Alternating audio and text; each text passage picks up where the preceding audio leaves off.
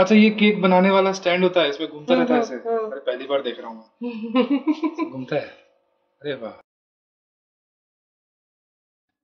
Friends, कमरे में बहुत धूल मिट्टी है। हम लोग पिछली बार गए थे तो अच्छे से शायद साफ नहीं किया था। दीदी भी आने वाली है, वो ऐसा गंदा घर देखेंगी तो खुद साफ करने बैठ जाएंगी, अच्छा नहीं लगता। इसलिए मैं सोच रहा हूँ कि मैं झाड़ू लगा लेता हूँ और चादर झाड़ के बिछा देता हूँ।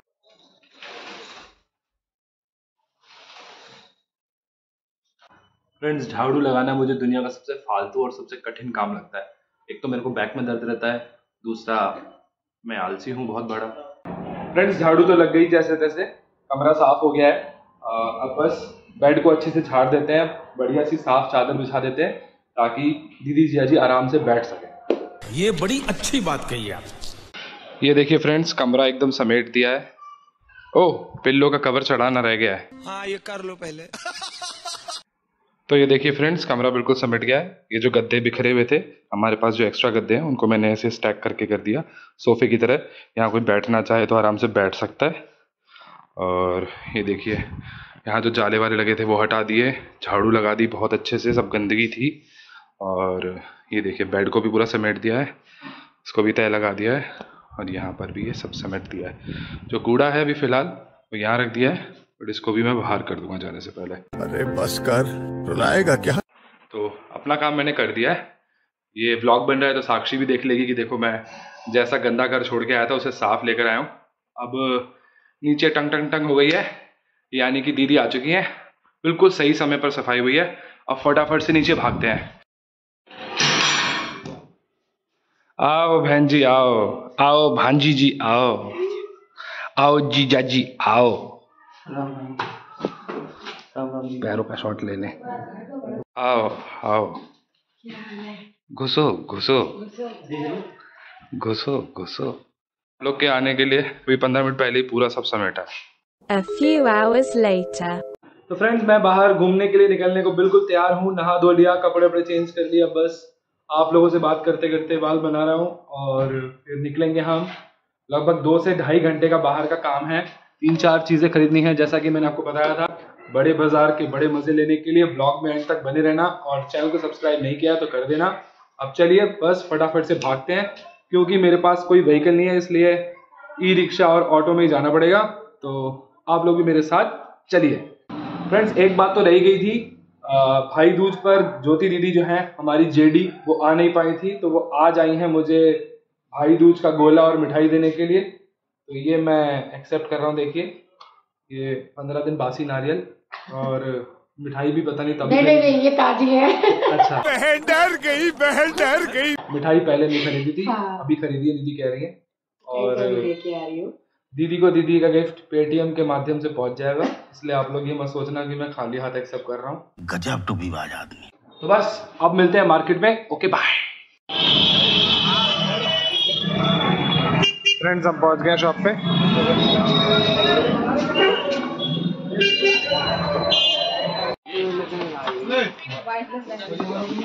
ये तो इसी का साइज हो गया ना? हाँ ठीक है। और ये है, और कौन सा देखा था मैंने? सही है, मेरी रिक्वायरमेंट को भी मैच कर रहे हैं, बजट फ्रेंडली भी हैं। वैसे भी मैं ब्लैक पहनता नहीं हूँ, तो छोटे समय के लिए चाहिए। तो फ्रेंड्स, मेन काम तो हो गया। जूते चाहिए थे शाम को पहनने के लिए, वो हो गए और रीजनेबल रेट पे भी मिल गए।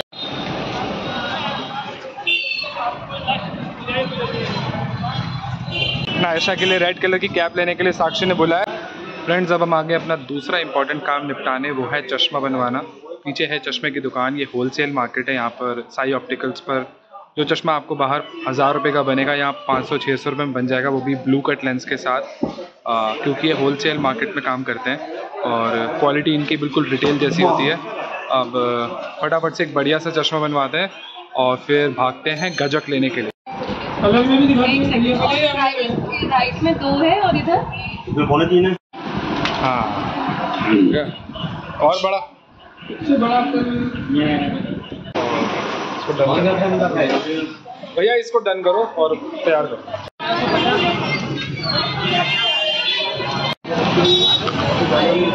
गजक की दुकान में आ गए हैं। 2-3 वैरायटी गजक लेके जानी है। बढ़िया कर दो। ये है वो गजक के चिप्स जो मैंने पैक करवाए हैं।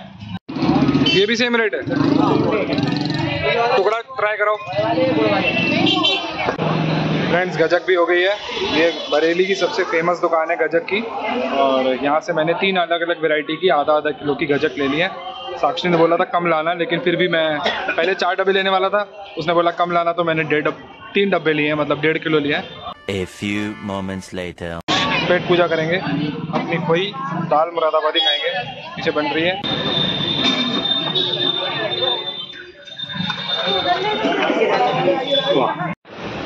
फ्रेंड्स अब हम चल रहे हैं अपना आखिरी काम निपटाने, और वो है दीमक की दवाई लेना।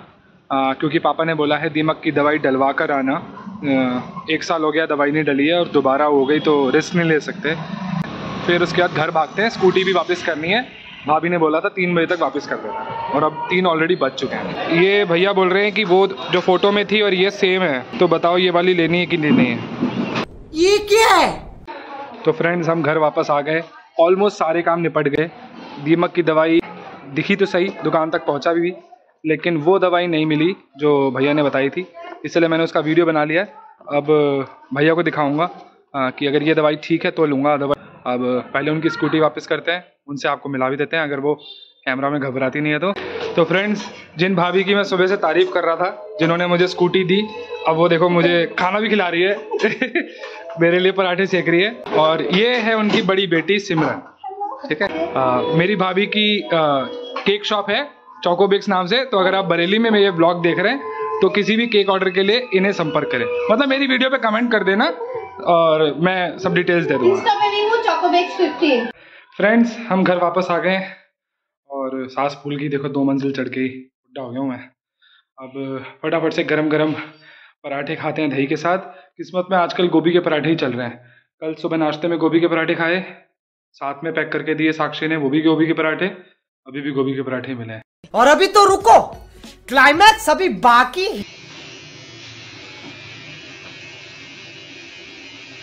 तो फ्रेंड्स मैं आ गया हूँ भाभी के घर। अभी बताता हूँ पिछले 1 घंटे में क्या कुछ हुआ। बहुत कुछ हुआ मेरे साथ, लेकिन इतनी जल्दीबाजी में मैं कुछ भी रिकॉर्ड नहीं कर पाया।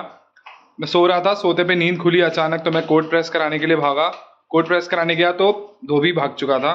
फिर जैसे तैसे मुझे कोई मिला जिससे मैंने प्रेस करवाने के लिए दिया। शेव कराने के लिए बार्बर शॉप में गया, वहाँ इतनी भीड़ कि मुझे कुछ।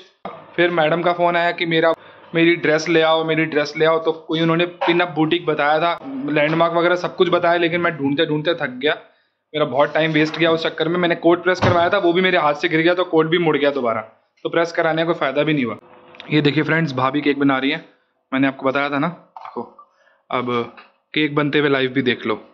कौन सा केक है ये है vanilla Oreo cake. Vanilla Oreo cake, और जिसके लिए केक बन रहा है उसका नाम है आशु। मस्त लग रहा है, बहुत मस्त लग रहा है। अच्छा ये केक बनाने वाला स्टैंड होता है, इसमें घूमता रहता है ऐसे? अरे पहली बार देख रहा हूँ मैं। घूमता है, अरे वाह। A few moments later.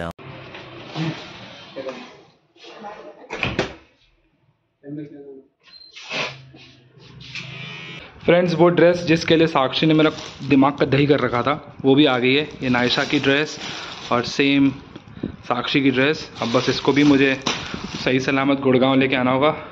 अभी इसको खोलने वाला नहीं हूँ मैं, आप लोगों को दिखाना तो है, लेकिन वो साक्षी दिखाएगी। तो फ्रेंड्स फाइनली मैं सारे काम निपटा के घर वापस आ गया हूँ।